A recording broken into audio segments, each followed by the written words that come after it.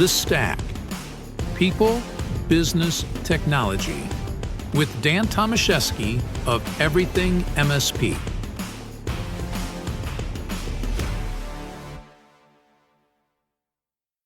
Hello, everybody. Dan Tomaszewski here with Everything MSP. Welcome to this week's episode of The Stack, where we focus on people, business, and technology. So our topic this week is SEO versus AEO and GEO. That's a lot of acronyms. But we all know that search engine optimization has been the go-to for visibility, but answer engine optimization and generative engine optimization, it doesn't play well with Google's old rules. Buyers ask natural language questions and expect confident answers, often without clicking a single blue link at all, right? You're just delivering results. So early adopters who adapt content for AI-driven platforms will win those zero-click moments and build trust faster. So with that being said, I'm going to bring in our special guest, Mr. Pete Busam with Equilibrium Consulting. Pete is the founder of Equilibrium Consulting. How are you doing today, my friend? Hey, I'm doing good, Dan. Good to be here. Thanks for having me back on. Yeah, it's good to have you here. And, you guys are a leader in the go-to marketing strategy for MSPs and vendors. You guys have built out some new things that we're going to talk about, the Content RX, a tool that evaluates how well your content is tuned in for both traditional search as well as new AI-driven engines. And so we're gonna jump into all of that today and more. So while we get started, I guess want to talk a little bit about some of the definitions and the stakes. So can you ultimately level set us here? How does SEO and AEO and GEO differ, and why should MSPs care about any of them? Right. So to make it very easy, search engine optimization is it's a focus. It's optimizing your website for search engines like Google and Bing, right? It's where you can be seen. The goal of SEO is obviously to rank higher for traditional search results that are based on keywords, right? So those parts, keywords, backlinks, site structure, page speed, things of that nature. And that's traditional organic SEO, right? Then this new thing, answer engine optimization, has come on. And that's really where the AI portion starts to take over. But the focus there really should be on optimizing things for like ChatGPT or Copilot or Perplexity, or voice assistants like Siri and Alexa. And a lot of people forget now that there's a lot of voice activation. But the goal is to be one right answer, right? So we all know that AI has drift and has hallucinations. So if those hallucinations are out there, you get bad answers. And so you have to use your website and your digital footprint to make that available to the answer engines, the search engines that are built inside the chat, for you to become that authoritative source on your subject matter, right? So tactics that go around that might be structured data, FAQs, conversational phrasing. People are not used to writing in conversational phrasing in their websites. It's a new way of writing and putting information in. And then semantic markup and authority signals like JSON markups and schema markups become more important to the LLMs. Then there's this newer one that's out there called generative. And generative really is the optimizing for the generative AI search tools like Google Search Generative Experience or Perplexity are the two big ones right now that are out there. So what it lets you do is appear in an AI generated overview. So those little AI snippets that you see on a page when you do search now in Google, that is GEO, right? That's the GEO. It's going out, it's doing it. And even though it mimics the answer engine, the AEO, it puts it in the search box or results that you've got. And, the goal is just to appear more and more in those, because traditional SEO and PPC are all below those AI snippets, right? So when you read your results, AI snippets are always at the top, and then you get that little link button, and that little link button could be bringing your results up, which could give you front page appearances that you would pay big dollar using traditional SEO and pay-per-click type methods. And it's clear, it's well-structured content, citations from high authority sources. You want to look at websites that can be referenced when you write content that have high domain authority. When I say high domain authority, I say 75 or better. And if you're not sure, you can just go over to Moz, put in the website, and it'll tell you what the DA of a website is, right? Yeah. But it also is structured data that goes across all channels when it's generative, because think about it, Google feeds all the other search engines, right? So if their LLM is reading your stuff, then they're going to feed it to Bing. They're going to feed it to Yahoo. They're going to feed it to the 3,000 or so tier 2, 3, 4, 5 search engines that are out there. So that's kind of in the other. So I always say the quick difference is SEO is traditional, AEO is answer, right? And GEO Yep. is optimizing, right? The AI search results. So big, a lot of changes there, right? I mean, because with SEO, we're just basically talking about those pages being ranked and clicked. Where with AEO and GEO, we're talking about very specific, clear, structured, authoritative, citation-friendly content that these models trust and quote. And if you're not optimizing towards that, you're just not going to be part of it at the end of the day. Yeah, pretty much. But Yeah. you hear everybody saying SEO is dead. And SEO is not dead, right? Yeah. Not everybody has ChatGPT on their machine. If they do, it's the shadow AI that's out there, right? They bought their own Yeah. Yeah. subscription, and they're sneaking it through the door, and IT doesn't know about it. Not everybody has voice activated, although most people have some kind of voice activation on their phones, right? Whether it's Siri or it's on an Android device. But not everybody has all of those tools. So SEO is still important in your website.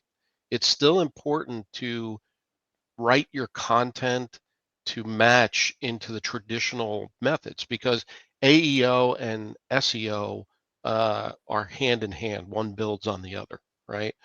So Yeah. there's different ways to write your data. Obviously, long tail form is one of the things that you hear more and more of, and keyword phrases instead of a keyword. So, but you've got to And the beauty have is, those Mhm. pieces.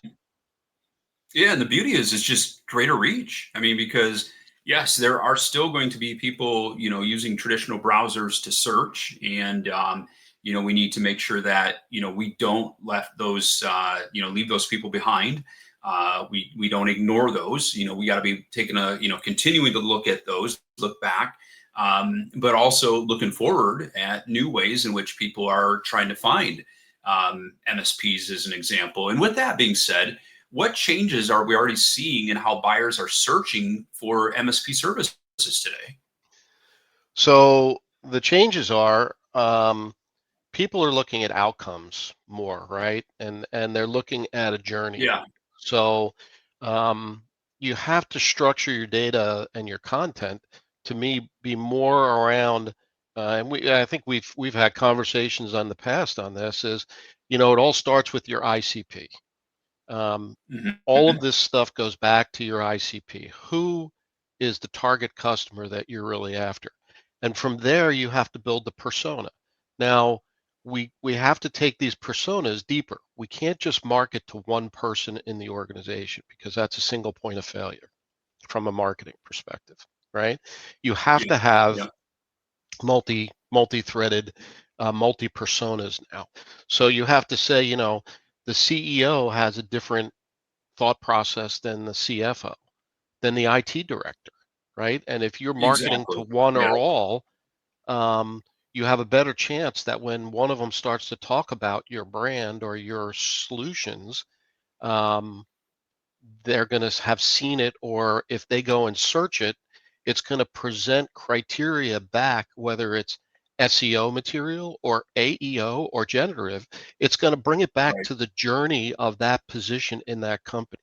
So um, a CFO searches the web with different words than an IT director.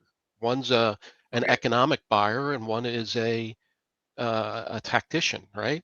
So they look at different. So your content and your answers are going to be different, and the way that you structure it now and build your website has a big effect on how that's going to be. The journey of all these multi-channel personas now are becoming more and more important. So that is a huge change, because how many websites, Dan, do you know that are up to date right now? Yeah, exactly. And yeah, and So, the whole mindset, I want to go back to, depending on who's doing that search, you take a look at, let's say it's an office manager. That office manager might be talking more so of, they're hearing from their end users, hey, I've got this problem or I've got that problem. So it's more problem related. hmm Then maybe you have an organization that's looking for a co-managed type of scenario, and they have an internal IT person. Well, their focus might be 100% different. It might be technical, it might be outcome, but for sure, as we're going even further up the chain into that CFO, CEO, leader role, they're going to be thinking about business outcome.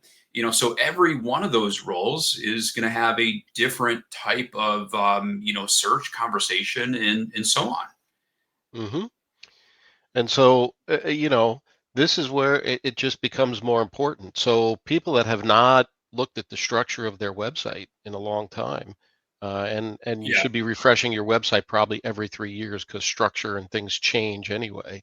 Most just let them sit out there, and they kind of, don't attract anybody because they're the same Yeah. old thing, and they're just stale. They're using 3, 4 year old, buzzwords and things of that nature.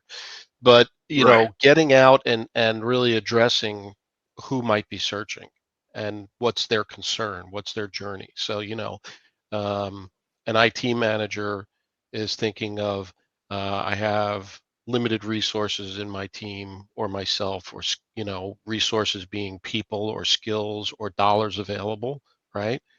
They're thinking differently, where a C-level executive is thinking risk and exposure. And so taking them into your website and saying, hey, if you're a CFO, these might be some of your concerns, and here's how we address it. And it's laid out, so they just go through, and you know it really gets them more engaged in, do they get me or don't they, right? Yeah. Same for the IT director or manager, is, or the office manager, addressing their concerns and then delivering, some results back to them, and feeding the answer engines or the SEO with that data helps you get to those people and be seen by them, right? And capture the traffic that you want to capture. So. Right.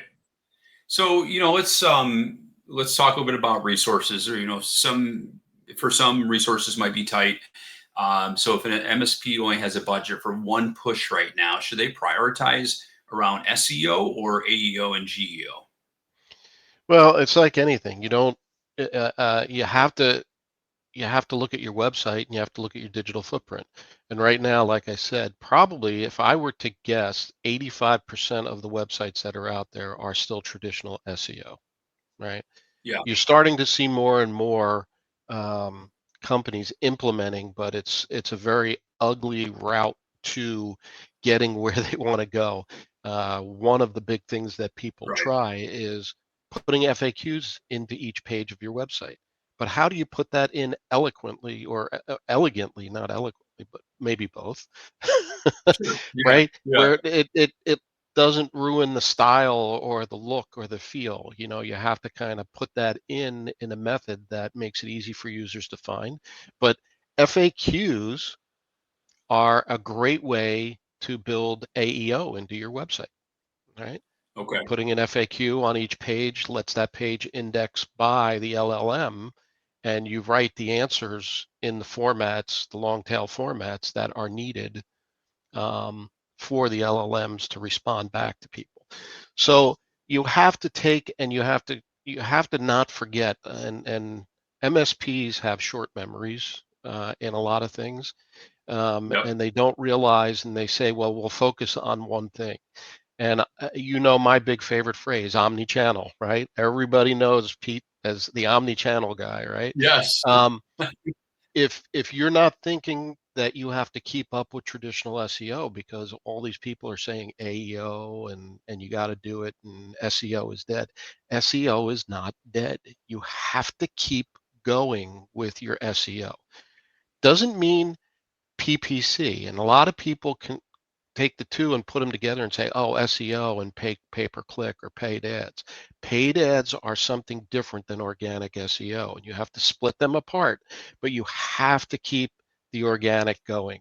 And then you start taking elements of the AEO and bringing them in. And if you do those two well, you'll find yourself in the GEO world automatically. So, coupling traditional with some AEO gets you generative, right? And people are like, huh, but it's A plus B equals C, right? You Yeah. can have all three. So it's an add-on. It's not now, is it a priority? Well, if you're not putting it at the forefront of some of your marketing program, yeah, you're going to miss things because others that are doing it and catching on and getting themselves caught up to where AI is in search and out of traditional search these days, you're going to get left behind. And those that are doing it are winning, right? They're winning now because they're coming up. Their budgets are shrinking Right. from the paid sponsored ads because they're finding themselves in the answer engine or in the generative engine. So why am I going Yeah. to put all that money into PPC? So your budget shifts, and instead of just saying, oh, I got money back because I cut, you shift that budget into refining your website and making your website better.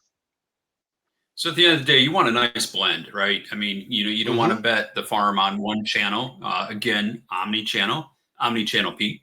Had to throw that in there, right? And so you want to, encourage that blend. Maintaining the core SEO hygiene, but also, working to rewire your top pages to be answer ready. So Hmm. let's get a little bit into that practical how-to aspect of it. What are some practical steps that MSPs can take today to optimize for generative and answer engines? Right. So the first thing you need to do is you need to go out and build those personas. And a lot of these websites these days and things that search pick up are all about the solution on your website. People aren't searching on solution anymore. They're searching on how do I mitigate risk in my IT? How do I Yeah. reduce ransomware attacks on my infrastructure? And those are concerns, right? So you have to marry up those concerns to the solutions, and you have to start presenting them in your website. So it creates a whole nother, I don't want to say line of menu items, but it creates a whole nother tree in your website that you're building out some personas now into your website instead of just solutions. That's the first one. The Okay. second one is you have to build out sections of content that make sense, right? Where people are reading it in common terms, not just a bunch of buzzwords, not what you like, because what you like is not what the buyer is buying. So you have to step out and think of that persona that you're writing for. If I'm a economic buyer, what are the concerns of an economic buyer and how do you address them, and are you in the industry that's there, and writing your content. So you'll hear me use words like long-tailed content, right? Long-tailed content. Blogs of 600 to 700 words these days are no good anymore. They got to be 1,000 words at least, right? Okay. You got to have references in them from high DA websites, like 2 links to a high DA website, to start building some backlinks and make your article authoritative, right? So if Right. you put some percentages in, a lot of people forget that percentages need to be verified, right? So cite it, put the citation, Yeah. highlight the link, create a link back to the page that you found it on in there. Link to another article in your website, at least one link. So 2 external links, 1 internal link. These are traditional SEO things that you should be doing anyway, but look for the authoritative components that are out there. The other thing that you need to do is when you do these personas, it's a Q&A session, right? They ask a question, you answer a question. So if you can put the Q&A into your content and write your content so the Q&A is there, that's how you can get into some AEO instead of just making a FAQ that you have to click to open a box and close a box. And, each one of those has to be SEO ready with all of the about 30, 35 components I think there are of a good SEO written piece, right? So Yeah. getting all of that in, into your content is very, very important. So, moving your word count up using common language. Common language gives you better phrasing instead of a keyword, but use those keywords in that phrase. So, pick a Okay. phrase. A keyword phrase for long tail is about 4 to 5 words, right? Okay. So traditional SEO is usually 1 to 2 words for a keyword search, right? So now we've moved it up to 4 to 5.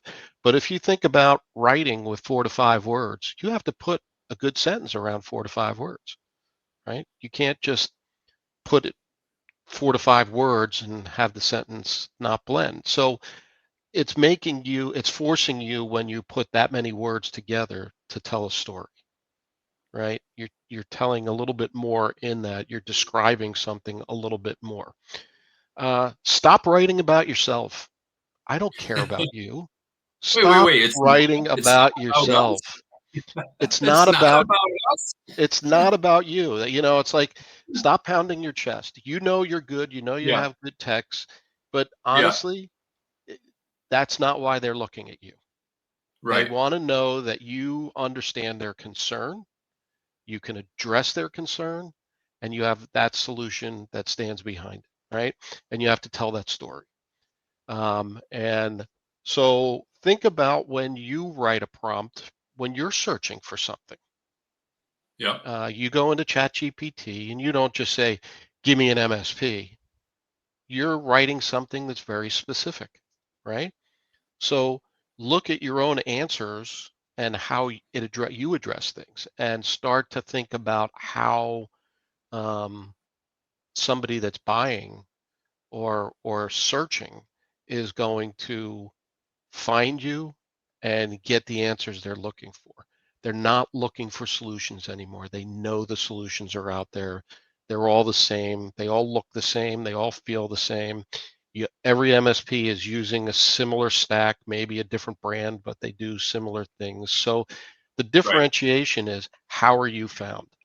And if you're not telling the story the way that they want to receive it or consume it, then Yeah. you're missing the point. And that's the big thing about using the answer engine is tell that story so when they ask the question, you're addressing their concern and everything else will follow once they come to your website to look at it. How's that And for a mouthful? let's face it. Absolutely. Absolutely. The thing is, we want that definitive answer, right? You continue to use the word authoritative, and that's 100% because, when we take a look at search compared to, using, a chat bot, any kind of AI, I mean, we are looking for the final answer. So we want something that, we look at, we see it, this is what we're looking for. You talk about the ICP, the ideal client profile. and in those personas.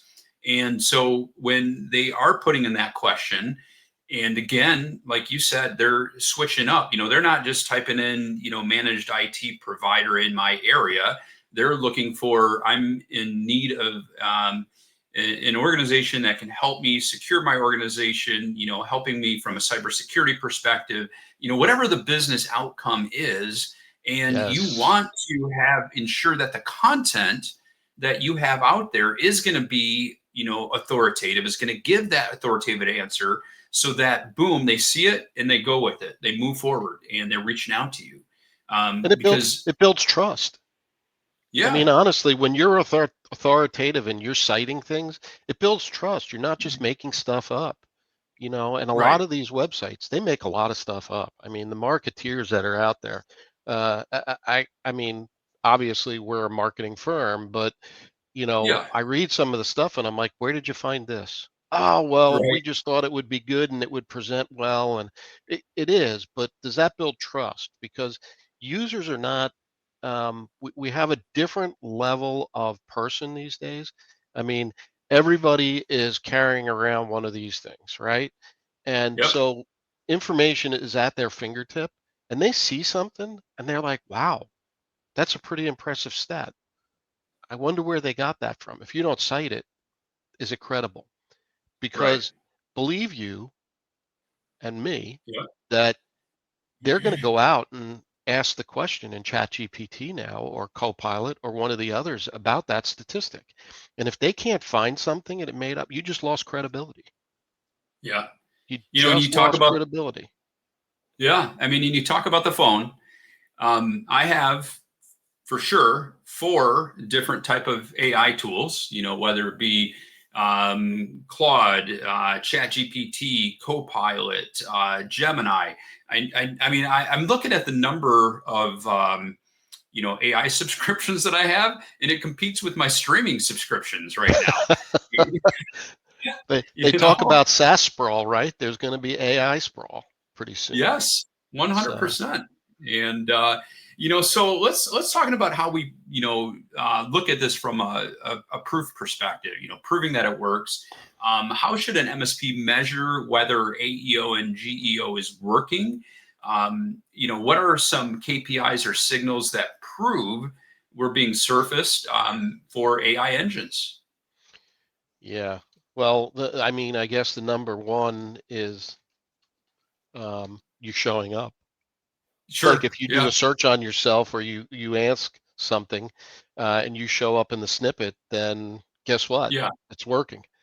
So Yeah, and well, I um, think one thing that is so critical is that looking outside of your own environment. I have seen some scenarios where it's like if I'm always asking questions and my answer engine knows who I am and that I am an MSP, and I'm typing that prompt in to check.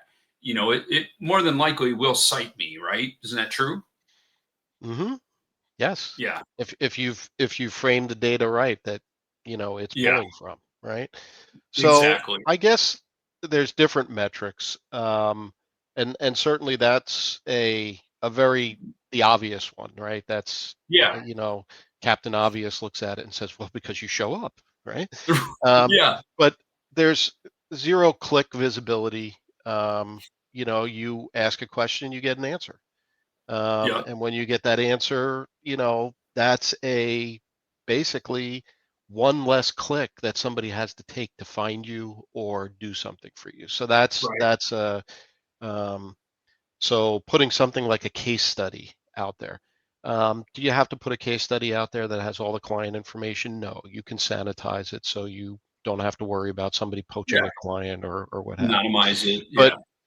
I think the statistic is somewhere around that if you show a case study and it appears in an AEO engine, you have a 50% chance uh, versus like a 10% chance in traditional SEO of converting a Okay. click to your website, right?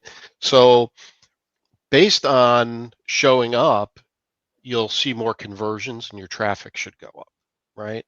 Yeah. Featured snippets. that you can put in. You know, when you do SEO, you have to do snippets or meta descriptions. Many would is where it would be, and make sure your meta description, you know, is there. And if your meta description is there, that's what, when you do traditional search, you get the little name of your company, the title, and whatever, and then the little blurb, right? That's the meta Yep. description. And that visibility has always proven in traditional SEO to be about a 200%. If you have a good converting meta description with some information or contact or whatever, you'll convert about 200% uplift of conversions to your website.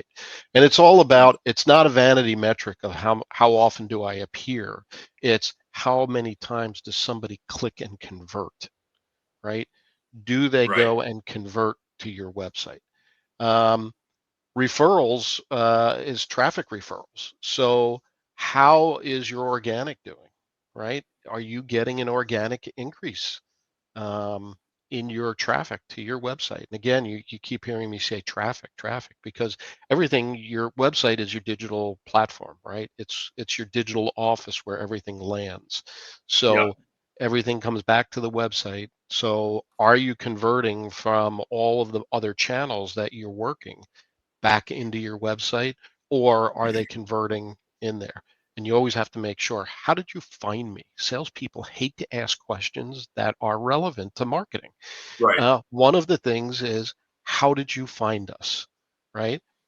Couldn't be more important. I found you in an AI snippet. Oh, boom, it worked. Yeah. Put that in your CRM so your marketing person knows, or send them a note so they know, hey, we just got a call from this potential from, you know, an AI snippet, or inside ChatGPT, or however they found them. So, you know, the old box of how did you find us just added a couple new ones to get And it's put in there.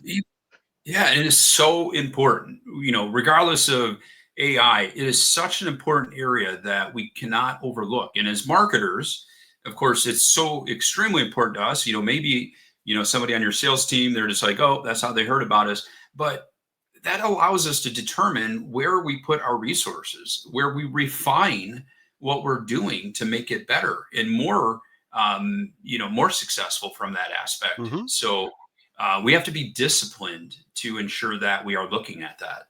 Yep. So you're measuring traditional, um, you're still measuring traditional things. You just have to look at the source, right? And you have Yep. these new sources. So, you know, click-through rates from AI responses, right? What are those click-through rates? You know, your Google Analytics will still tell you, but it will give you where the sources are coming from, and you have to look at that, right? Those are important things to look at your CTRs. Um, Lead generation, you got to get your people doing it right now. We have some organizations that we're working with, and they're getting in upwards of 25% more traffic. That's pretty significant if you think about it. That's huge. um, Yeah. 25% more traffic. You know, how many more leads or qualified leads now dump into the top of funnel when you have that kind of Right. traffic, considering you didn't before, right? So Yeah. Law of it's much averages. more, right? Um, that I say conversion lift. Um, so we have one client that we've been doing it. They have 18% higher conversion rate Mm. of from an AI uh, answered in the AEO side of it inside of a search engine, because their content was better. They're getting better lift and conversion. 18% is what we've measured, um, because of the AEO. Now, I don't mean like just clicking through to your website. I mean people that are actually engaging, filling out a website, and they're converting to a conversation. So they're an actual qualified lead that's moving into a sales team for a meeting, right? Yeah. 18% right now, that's a huge number, right?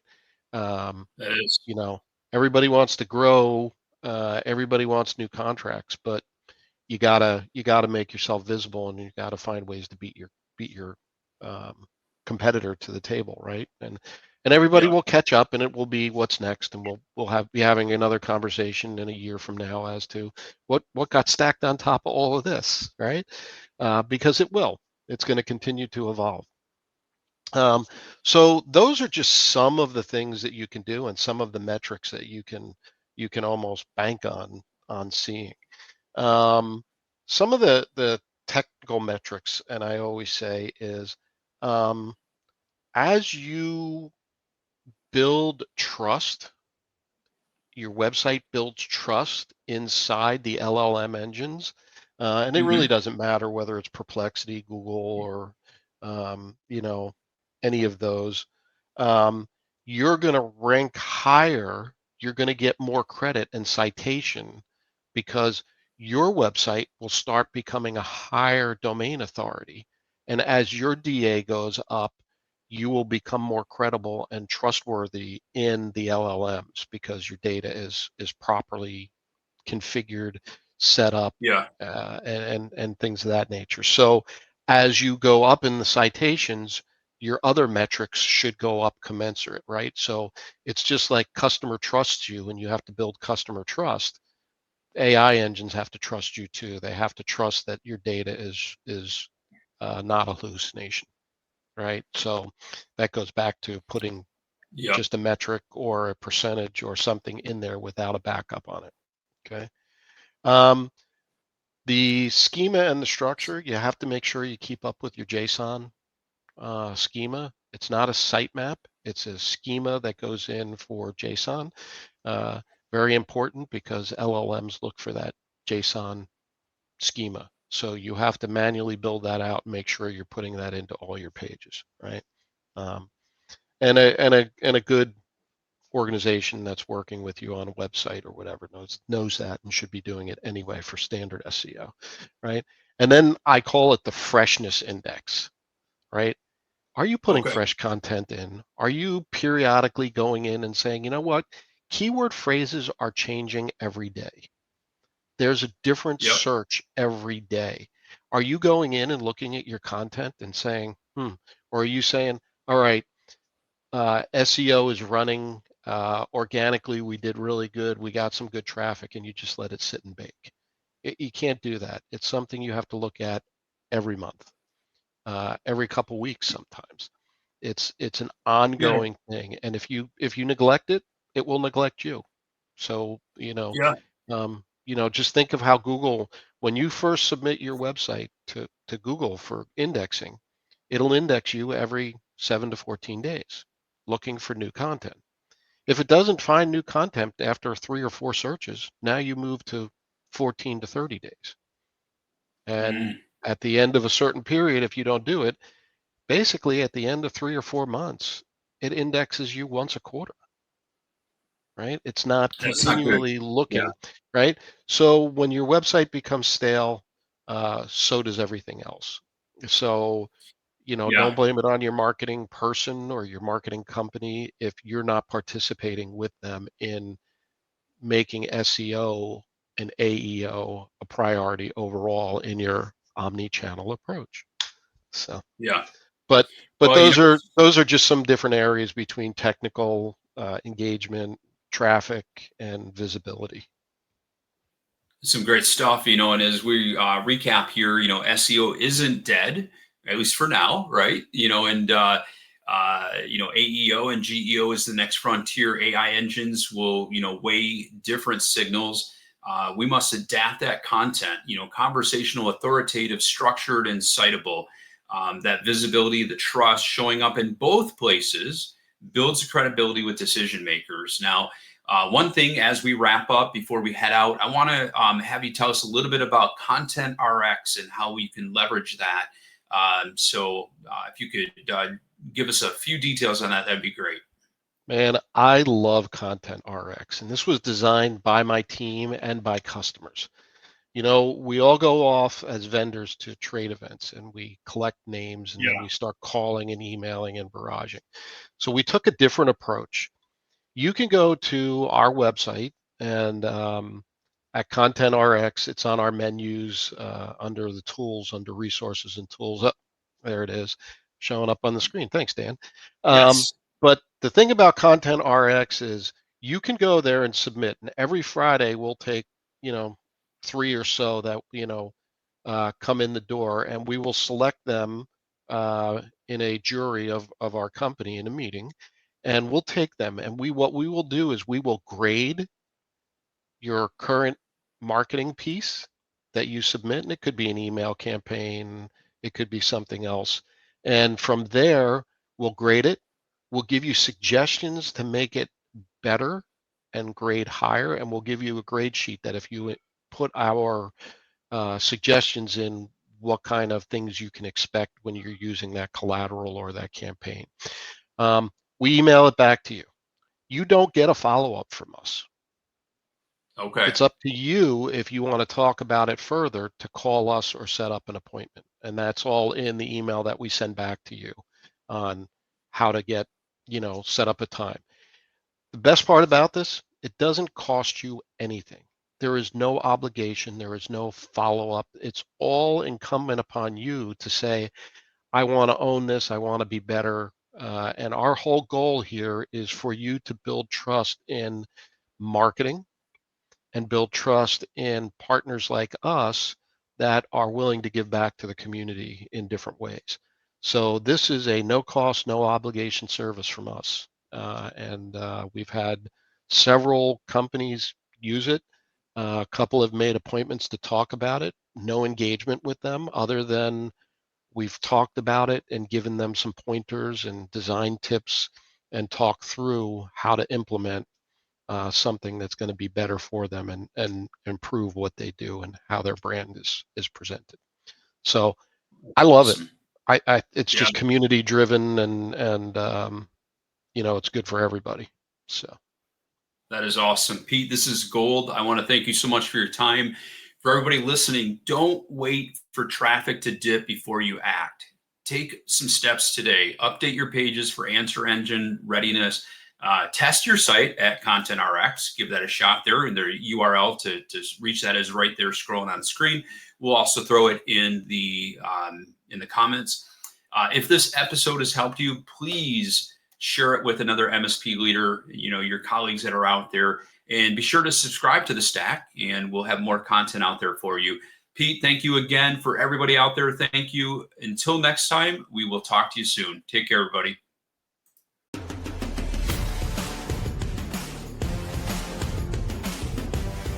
Thank you for listening to The Stack.